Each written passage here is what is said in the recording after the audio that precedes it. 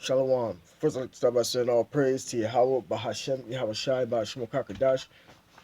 Double honors to the elders and apostles that rule well, and salutations to the brothers that's doing the truth and sincerity. And now I'm going to just jump right into this lesson. This is Luke chapter 9, verse 62. It says, And Yahweh Shai said unto him, No man, having put his hand to the plow and looking back, is fit for the kingdom of the Most High. Right, man. And that's for guys who came in the truth and then eventually walked back out the truth, man. Because they had some type of excuse to, to not continue to work. The Lord didn't come long enough for them, from their children to the women to their jobs and everything, man. And the Lord ain't dealing with that type of spirit, man. The Lord looking for men to do His work, to do His will, man.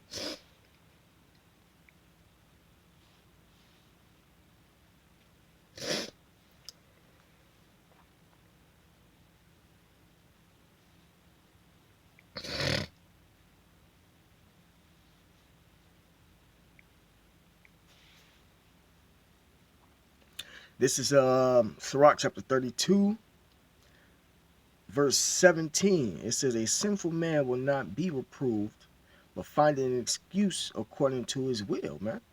So guys who come in and they walk back out, man, they don't want to be corrected.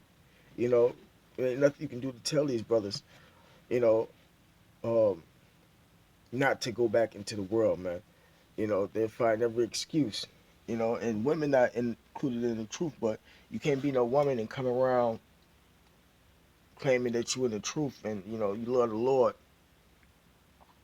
but then you um go, all the little, little righteousness that you were doing, you stop doing it, man.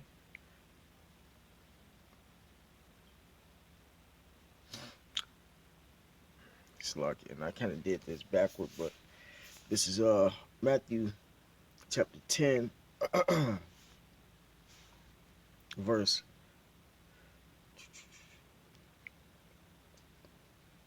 37. It says, Matthew chapter 10, verse 34. Think not that I am come to send peace on earth. I came not to send peace, but a sword. For I am come to set a man at variance against his father, and the daughter against her mother, and the daughter-in-law against her mother-in-law. Right, man? So the Lord coming to separate the houses, those that got the truth versus those that don't have the truth, man. So when you coming in this thing and you've been here for a while, you understand that there's a separation, and it's good not to, you always respect your mother and your father and whatnot, but not to go back into the way that you were acting when you didn't have the truth in dealing with them and stuff, man. Because your family is just a temptation unto you, and they'll try to pull you back in.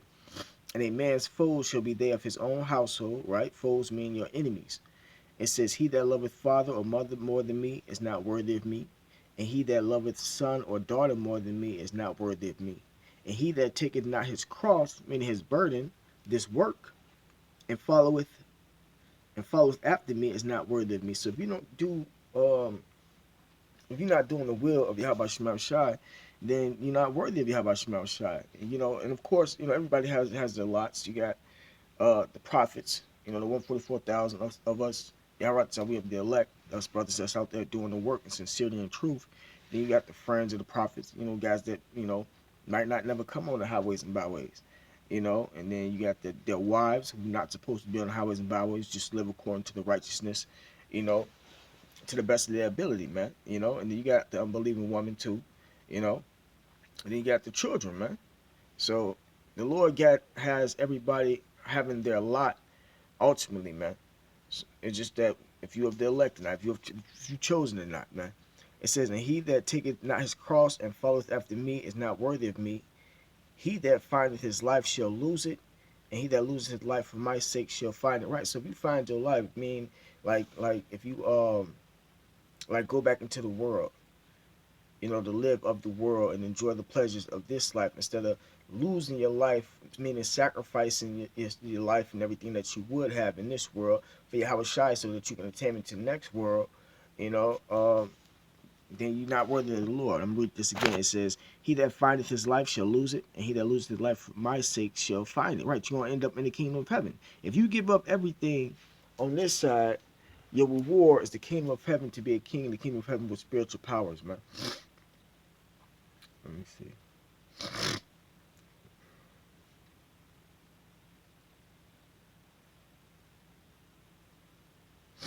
So, like, give me 1 second.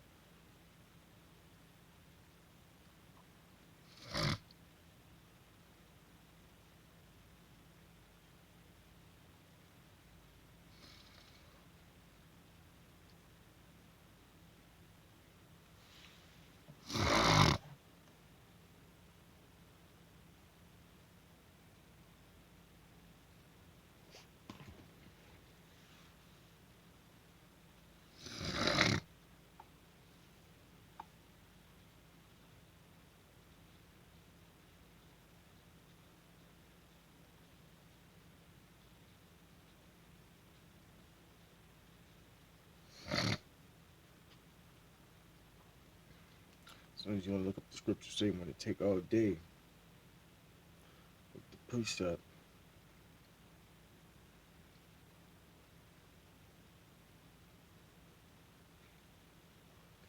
All right, this is Matthew chapter 19, verse 27. It says, "Then answered Peter and said unto him, Behold, we have forsaken all." And this is what happens when you forsake all and sacrifice the pleasures of this world for Yahweh Shai. Or how about Shema Shai? It says, "We have forsaken all and followed thee. What shall we have therefore?" And Yahweh Shai said unto them, "Verily I say unto you, that ye which have followed me in the regeneration, the reincarnation, because there's a such thing as reincarnation, when the Son of Man shall sit on the throne of his glory, ye also shall sit upon 12 thrones, judging the 12 tribes of Israel." Right, man. So there's going to be order and rank in the kingdom of heaven. But all of us that follow Yahweh Shema Shai, man, are going to be sitting on a throne, right? Everyone that have forsaken houses, or brethren, or sisters, or father, or mother, or wife, or children, or lands, for my name's sake shall receive an hundredfold, and shall inherit everlasting life. Right, man. So when you forsake these things, your houses, your brothers, your relatives and stuff, and even jobs, sacrifice jobs that you done had, you might was getting hundreds of thousands of dollars, whatever the case may be, but the job wasn't fit to have you do that and this work, man. You're gonna receive that in the kingdom of heaven a hundredfold, man. The kingdom of heaven is going. You gonna be able to have your own planet. You know, lots of children, wealthy, everlasting life, man. Spiritual powers as a king, man. So that's the better game. It's better. It's gonna be that's a better game than what we have on this side, man. But ultimately, it goes back to if you of the Lord's elect or not, man.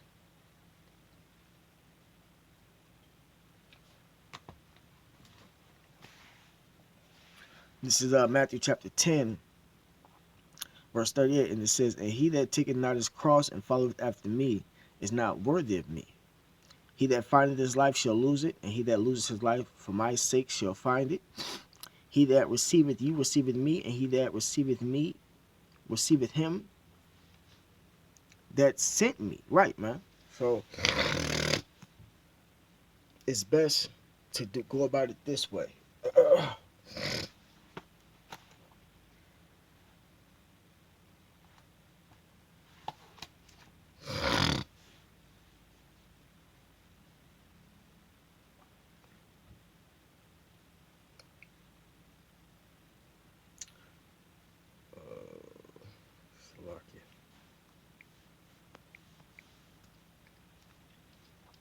This is Romans chapter 12, verse 1. "I beseech you, therefore, brethren, by the mercies of Yahweh Shema Shai, that ye present your bodies a living sacrifice, holy, acceptable unto the Most High, which is your reasonable sacrifice." Right, man? Because for all the sins that we have done and still are doing, the Lord is willing to forgive us for that as long as we do His work, man. But ultimately, it still boils down to if you're the elect or not, man. but we supposed to be doing this work, teaching, whatever lot the Lord have given you, you know,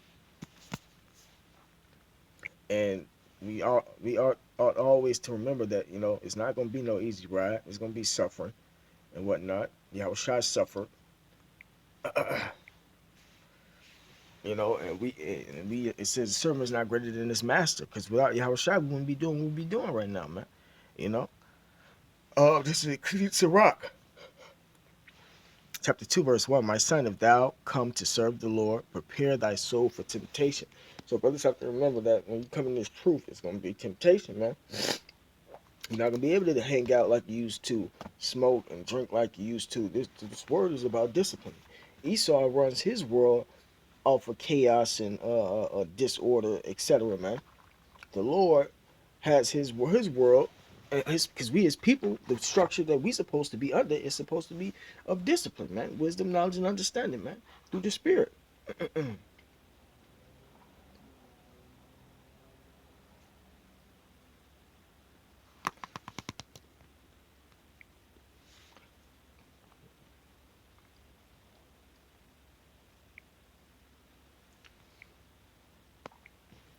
This is James chapter 1, verse 12. It says, blessed is the man that endureth temptation. Right, so when you go through these temptations, if you understand that it's temptation, the only way you understand this temptation is by coming back to the scriptures, man.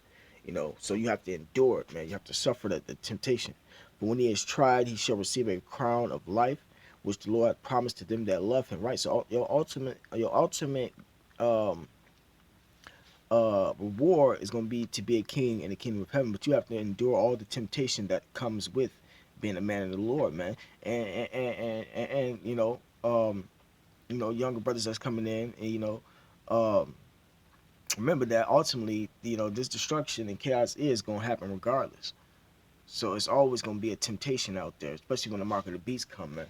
And just what side you gonna play on it, man. You gonna be one of the ones that wanna have the strength and focus and knowledge of the Lord to be saved and delivered, or you going to be one of these guys that die from heart attack or get raped or whatever the case may be in the last days, up into the missiles before you die. You never know what the Lord got for you, man. So it's better to go through this temptation and endure it to get a better reward on the other side, man. This is verse 13. Let no man say when he is tempted, I am tempted of the Most High, for the Most High cannot be tempted with evil, neither tempteth he any man. Right. So the Lord set a foundation of that we supposed to follow, and if we go off that, we letting Satan tempt us and bring us out, even though the Lord is still in control of everything, man. It says, but every man is tempted when he is drawn away of his own lust and enticed. Then when lust hath conceived, it bring forth sin, and sin when it is finished, it bring forth death. Right, man. So all these see Esau, one of Esau's number one target is your mind. You have to keep your mind strong by coming back to the doctrine, man. You know, because that's the only thing that's gonna keep you in line.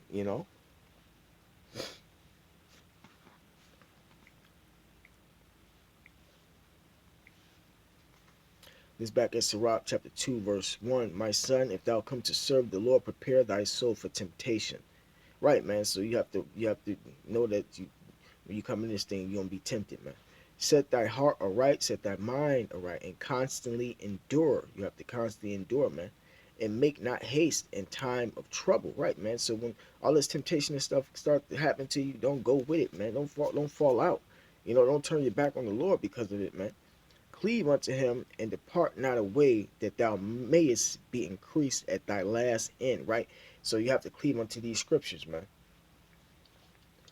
Whatsoever is brought upon thee, take cheerfully, and be patient when thou art changed to a low estate.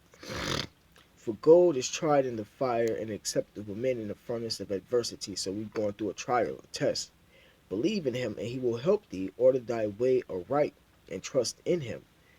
Ye that fear the Lord, wait for his mercy, and go not aside lest ye fall. Ye that fear the Lord, believe him, and your reward shall not fail. Ye that fear the Lord, hope for good and for everlasting joy and mercy. Look at the generations of old, and see, did ever any trust in the Lord and was confounded, and did any abide in his fear and was forsaken? Right. Only way you'll be able to know that is if you start to read these scriptures, man. and search for the fathers, like the scriptures say. You know what happened to your forefathers, you know, if they were delivered from the temptation that they went through, or you know whatever they had, you know, got into, man. And if you read, it tells you, man. It said, and who did he ever despise that called upon him? For the Lord is full of compassion and mercy, long suffering, and very pitiful, and forgiveth sins and saveth in time of affliction. Woe, meaning destruction, be to fearful hearts, minds, and faint hands, guys that just give up, man. And the sinner that goeth two ways, double-minded people. Woe unto him that is faint-hearted, for he believeth not. You know, a guy who always losing faith, man, faint-minded, man, who ain't got a strong mind. Therefore shall he not be defended. Woe unto you that have lost patience, guys that walked out. Destruction unto you, man. So if you walk out, you ultimately, if you over here in America, are 2/3, and you gonna get death and destruction some way, somehow, man. The Lord said he gonna bring his fears, your fears, upon you. So verse 14 again, it says, woe unto you that have lost patience, and what will you do when the Lord shall visit you? Right, man. When y'all shall come back and whatnot, and you still here, and you walked out the truth. He said, what he said? He said, those that pierced him gonna see him. You know, so it's gonna be a judgment, man. Yahushua coming back for payback. It says, woe unto him that is faint-hearted. Oh, slacking. Verse 14, woe unto you that have lost patience, and what will you do when the Lord shall visit you? They that fear the Lord will not disobey his word. They that love him will keep his ways. Right, so ultimately when you walk out, you're just showing that you don't fear Yahweh Shema Shai. They that fear the Lord will seek that which is well pleasing, that is well pleasing unto him, and they that love him shall be filled with the law. They that fear the Lord will prepare their hearts, their minds, and humble their souls in his sight. Right, Khan. Saying, we will feel and to fall into the hands of the Lord and not into the hands of men, for as his majesty is, so is his mercy. So you ultimately gotta always keep the faith, man. You gotta keep striving. You gotta keep suffering. You can't be lukewarm in this thing. It's like y'all can if I'm all over the place. But this is Revelation chapter 3, verse 16. It says, I'm sorry, verse 15, Salakia. It says, I know thy works, that thou art neither cold nor hot. The Lord got the angels just sitting there watching everybody, man, that's claiming to be in this truth, man. I would thou wert cold or hot, right? So you can only choose one side. So you're going to be on fire for the truth and out there teaching, putting up the videos, or you're going to be cold, you know, not in it at all. So then, because thou art lukewarm and neither cold nor hot, I will spew thee out of my mouth. And that's how the Lord working, man. So you have to be in this thing. You have to be on fire. We're coming to the end. You know, your spirit got to be turned up. You have to be pushing out the videos, you know, edifying the brotherhood and then righteous conversation, man. So, you know, this was just something short, Salakia. If I was all over the place.